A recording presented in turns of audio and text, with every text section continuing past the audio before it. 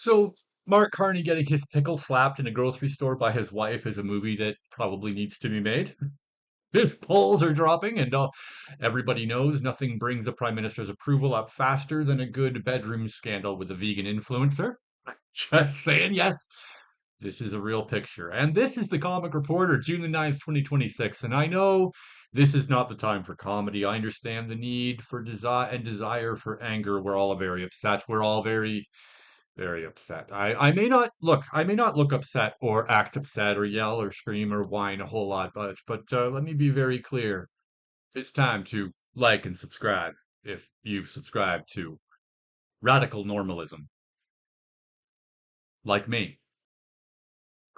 From what I understand, conservative commentators are getting mad that they are being accused of radicalizing people, which is actually kind of odd, since I have yet to see any of them accuse Nazis of following them around or tell kids to cut off their junk because they forgot to play with it in the dirt like a real man. It's not really a conservative thing, guys. That's not really something conservatives do, and it is pretty radical. It's pretty radical to ruin a kid's life because they aren't a stereotype. That seems pretty radical to me. Anyways, I do agree. By the way, I do think independents are radicalizing people. I think that's actually true. I think it is. I think what's actually happening is people are radicalizing because they're tired of being told they're not radical enough. And it's finally okay to be mad about being told that you're not radical enough. I think that's I think that's what happened in France. I think that's what happened in the UK. I think that's what happened in Minnesota. I think that's what happened in New York. I think that's what's going to happen in Toronto.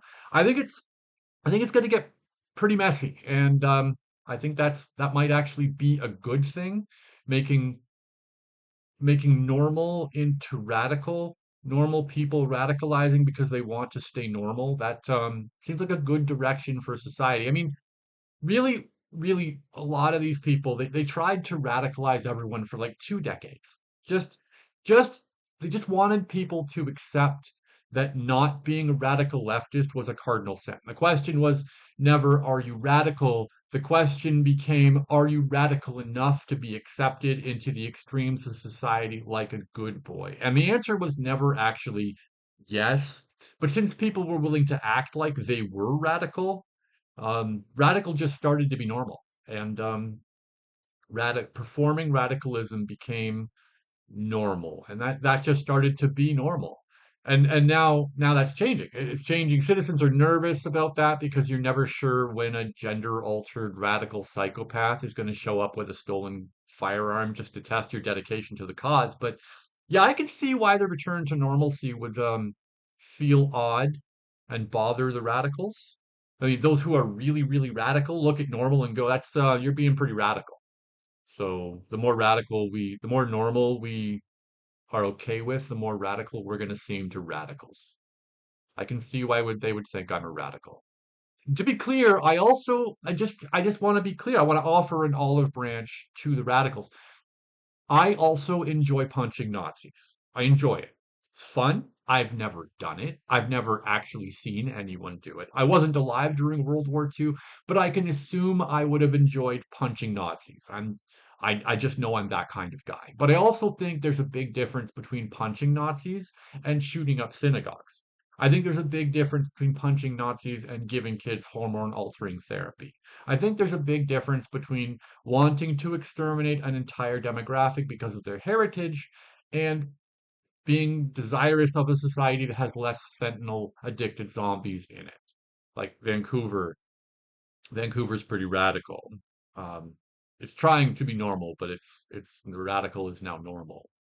I really think there's a massive difference between those two things. There seems to be an inherently observable difference between not wanting a Sudanese man in Belfast to behead a Belfast man, I mean, especially not on video, and packing a group of farmers onto a train just because they're successful and the wrong ethnicity.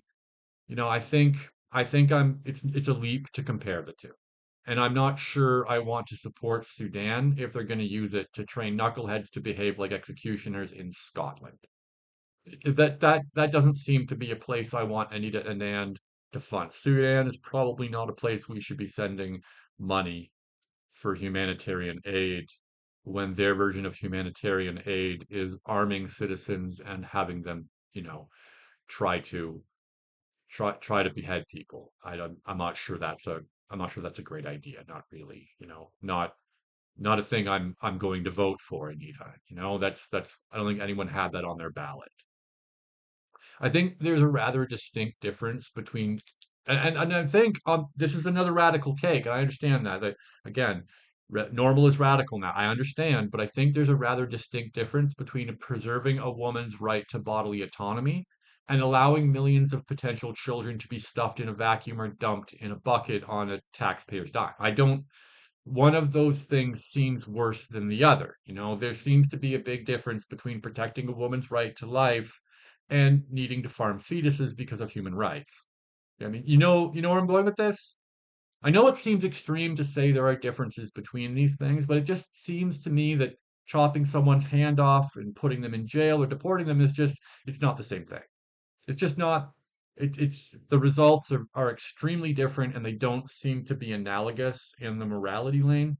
I mean, the whole thing is no one really forced these ladies to get pregnant. We didn't like grab her, push a fetus up there and be like, "Ha, you're pregnant now, whether you like it or that's not really how that happens. It's not how that happens. I mean, forced. Did the sperm like take the long way around the Did the birth control pill like break during the act? Was there a shattering of her altered DNA? Then is that what happens? Did her diaphragm just forget that it was there? Because I don't think it did. I don't think it did. I don't know that much about drugs or medicine or any of that, but I'm pretty sure sperm just travels in a straight line. And if there's something in the way, like very little happens. It doesn't like chew its way through the condom. There's no jizz that smells its way through a diaphragm, right? That's not a thing. At least I don't think that's a thing. I don't think anyone would swallow it if it was, capable of chewing through, you know, that